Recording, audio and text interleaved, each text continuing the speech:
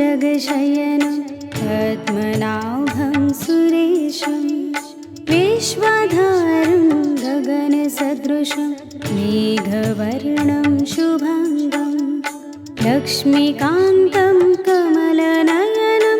योगिभिर्ध्यानगम्यं वन्दे विष्णुं भवभयहरं सर्वलोकैकनाथं शान्तकारं भुजगशयनं पद्मनाभं सुरेशं शान्तकारं भुजगशयनं पद्मनाभं सुरेशं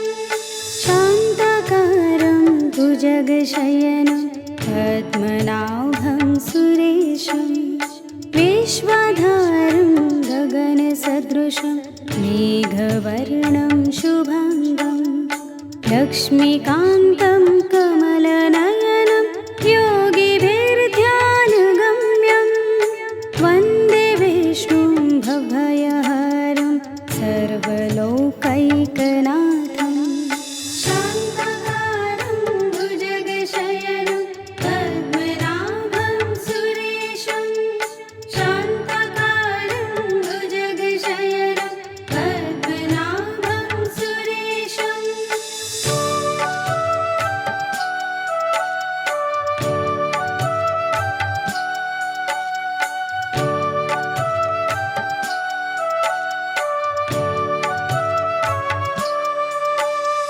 शान्तकारं भुजगशयनं पद्मनाभं सुरेशं विश्वधारं गगनसदृशं मेघवर्णं शुभाङ्गं लक्ष्मीकान्तं कमलनयनं योगिभिर्ध्यानगम्यं वन्दे विष्णुं भवभयहरं सर्वलोकैकनाथं शान्तकारं भुजगशयनं पद्मनाभं सुरेशं शान्तकारं भुजगशयनं पद्मनाभं सुरेशं शान्तकारं भुजगशयनं पद्मनाभं सुरेशं विश्वधारं गगनसदृशं मेघवर्णं शुभाङ्गं लक्ष्मीकान्तं कमलनयनं योगिभिर्ध्यानगम्यं वन्दे विष्णुं भवभयहरं सर्वलोकैकनाथं शान्तकारं भुजगशयनं पद्मनाभं सुरेशं शान्तकारं भुजगशयनं पद्मनाभं सुरेशं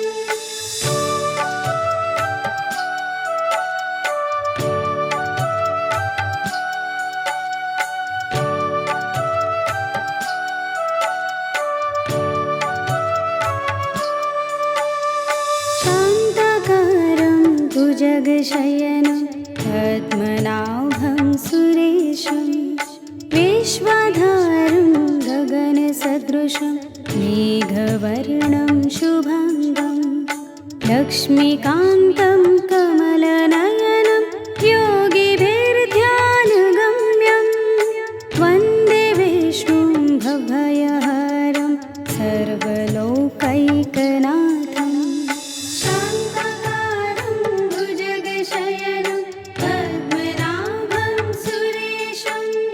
शान्तकारं भुजगशयनं पद्मनाभं सुरेशं शान्तकारं भुजगशयनं पद्मनाभं सुरेशं विश्वधारं गगनसदृशं मेघवर्णं शुभाङ्गं लक्ष्मीकान्तं कमलनयनं योगिभिर्ध्यानगम्यं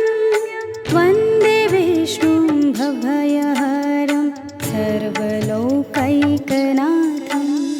शान्तकारं भुजगशयनं पद्मनाभं सुरेशं शान्तकारं भुजगशयनं पद्मनाभं सुरेशं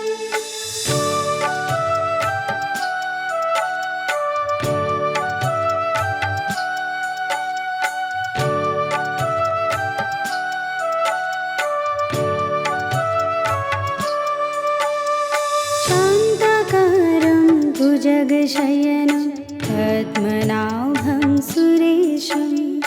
विश्वाधारं गगनसदृशं मेघवर्णं शुभाङ्गं लक्ष्मीकान्तं कमलनयनं योगिभिर्ध्यानगम्यं वन्दे विष्णुं भवभयहरं सर्वलोकैकनाथम् शान्ताकारं भुजगशयनं पद्मनाभं सुरेशं शान्ताकारं भुजगशयनं पद्मनाभं सुरेशं शान्ताकारं भुजगशयनं पद्मनाभं सुरेशं विश्वाधारं गगनसदृशं मेघवर्णं शुभाङ्गं लक्ष्मीकान्तं कमलनयनं योगिभिर्ध्यानगम्यं वन्दे विष्णुं भवभयहरं सर्वलोकैकनाथम् शान्ताकारं भुजगशयनं पद्मनाभं सुरेशं शान्ताकारं भुजगशयनं पद्मनाभं सुरेशं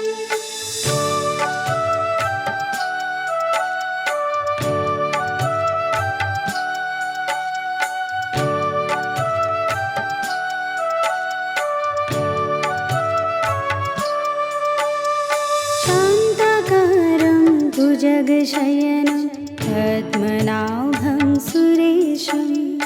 विश्वाधारं गगनसदृशं मेघवर्णं शुभाङ्गं लक्ष्मीकान्तं कमलनयनं योगिभिर्ध्यानगम्यं वन्दे विष्णुं भवभयहरं सर्वलोकैकनाथम्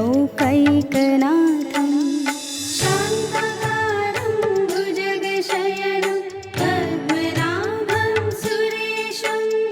शान्ताकारं भुजगशयनं पद्मनाभं सुरेशं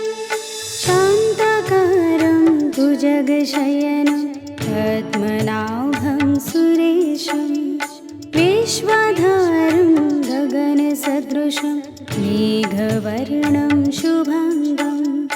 लक्ष्मीकान्तं कमलनयनं योगिभिर्ध्यानगम्यं वन्दे विष्णुं भवभयहरं सर्वलोकैकनाथम्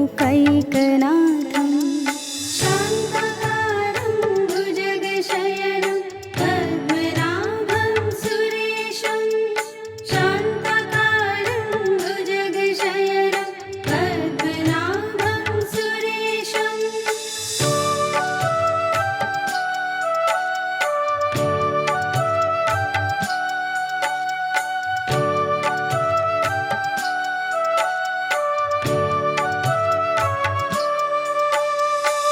शान्ताकारं भुजगशयनं पद्मनाभं सुरेशं विश्वाधारं गगनसदृशं मेघवर्णं शुभाङ्गं लक्ष्मीकान्तं कमलनयनं योगिभिर्ध्यानगम्यं वन्दे विष्णुं भवभयहरं सर्वलोकैकनाथम् शान्ताकारं भुजगशयनं पद्मनाभं सुरेशं शान्ताकारं भुजगशयनं पद्मनाभं सुरेशं शान्ताकारं भुजगशयनं पद्मनाभं सुरेशं विश्वाधारं गगनसदृशं मेघवर्णं शुभाङ्गं लक्ष्मीकान्तं कमलनयनं योगिभिर्ध्यानगम्यं वन्दे विष्णुं भवभयहरं सर्वलोकैकनाथम् शान्ताकारं भुजगशयनं पद्मनाभं सुरेशं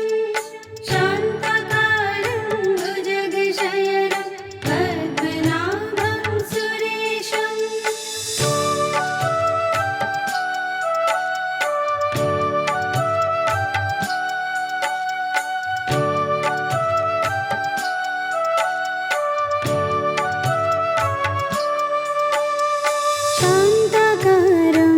भुजगशयनं पद्मनाभं सुरेशं विश्वाधारं गगनसदृशं मेघवर्णं शुभाङ्गं लक्ष्मीकान्तं कमलनयनं योगिभिर्ध्यानगम्यं वन्दे विष्णुं भवभयहरं सर्वलोकैकनाथम् शान्ताकारं भुजगशयनं पद्मनाभं सुरेशं शान्ताकारं भुजगशयनं पद्मनाभं सुरेशं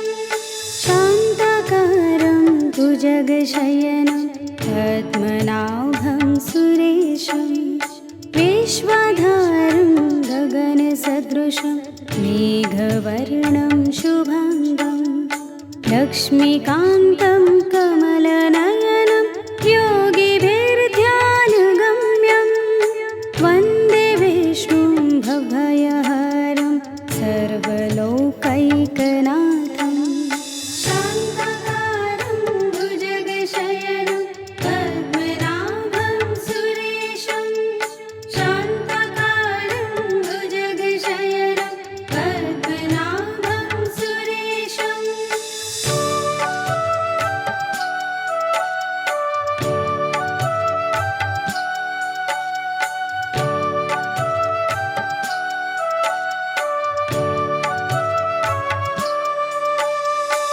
शान्ताकारं भुजगशयनं पद्मनाभं सुरेशं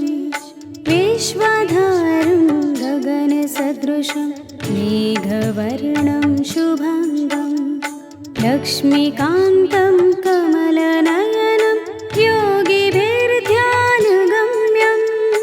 वन्दे विष्णुं भवभयहरं सर्वलोकैकनाथम् शान्ताकारं भुजगशयनं पद्मनाभं सुरेशं शान्ताकारं भुजगशयनं पद्मनाभं सुरेशं शान्ताकारं भुजगशयनं पद्मनाभं सुरेशं विश्वाधारं गगनसदृशं मेघवर्णं शुभाङ्गं लक्ष्मीकान्तं कमलनयनं योगिभिर्ध्यानगम्यं वन्दे विष्णुं भवभयहरं सर्वलोकैकनाथम् शान्ताकारं भुजगशयनं पद्मनाभं सुरेशं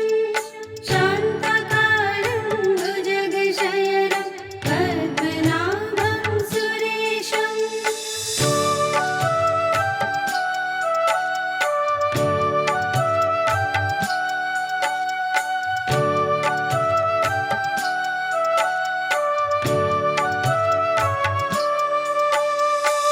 शान्ताकारं भुजगशयनं पद्मनाभं सुरेशं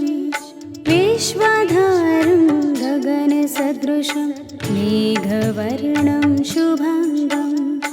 लक्ष्मीकान्तं कमलनयनं योगिभिर्ध्यानगम्यं वन्दे विष्णुं भवभयहरं सर्वलोकैकनाथम् शान्ताकारं भुजगशयनं पद्मनाभं सुरेशं शान्ताकारं भुजगशयनं पद्मनाभं सुरेशं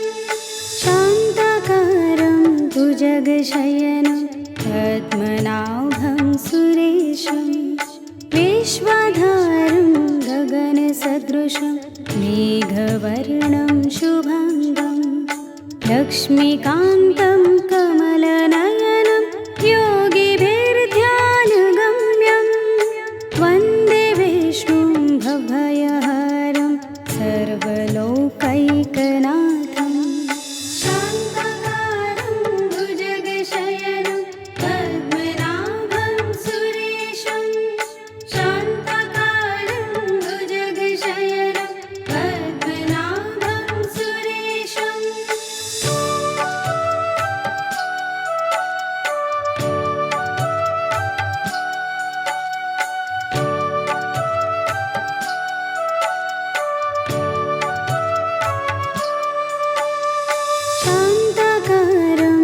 भुजगशयनं पद्मनाभं सुरेशं विश्वाधारं गगनसदृशं मेघवर्णं शुभाङ्गं लक्ष्मीकान्तं कमलनयनं योगिभिर्ध्यानगम्यं वन्दे विष्णुं भवभयहरं सर्वलोकैकनाथम् शान्ताकारं भुजगशयनं पद्मनाभं सुरेशं शान्ताकारं भुजगशयनं पद्मनाभं सुरेशं शान्ताकारं भुजगशयनं पद्मनाभं सुरेशं विश्वाधारं गगनसदृशं मेघवर्णं शुभाङ्गं लक्ष्मीकान्तं कमलनयनं